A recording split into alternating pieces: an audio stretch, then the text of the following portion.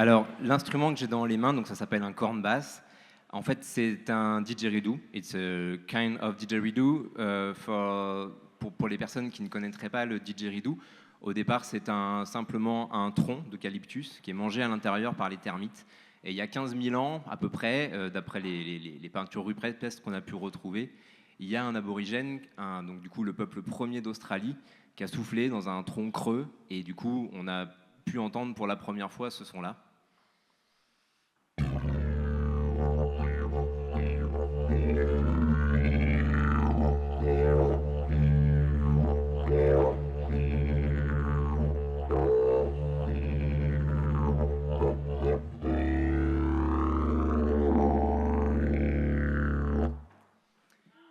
Wow! Et du coup, cet instrument, il a été rapporté par les colons qui lui ont donné le nom de didgeridoo, puisqu'au départ, il avait d'autres noms, le yidaki, le mago, c'est un instrument de cérémonie. Et c'est en arrivant en Occident qu'il a commencé à devenir un instrument de musique qui pouvait jouer avec d'autres. Et c'est à ce moment-là que, toujours avec cet instrument, qui était un instrument à modulation de timbre, avec une seule note, on a commencé à faire ce genre de choses.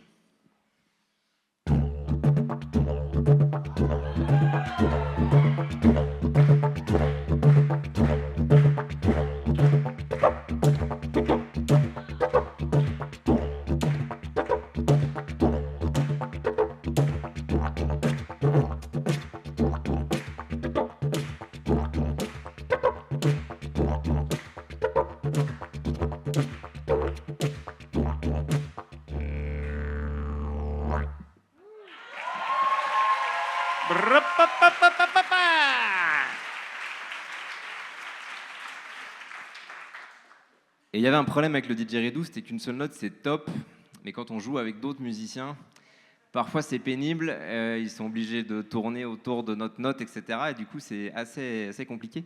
Et un jour, il y a un breton un peu fou qui s'appelle David Defoy qui a créé ce machin-là, et du coup, qui est un didgeridoo, qui a mangé un trombone ou l'inverse, et du coup, qui nous permet de jouer toutes les notes avec un didgeridoo.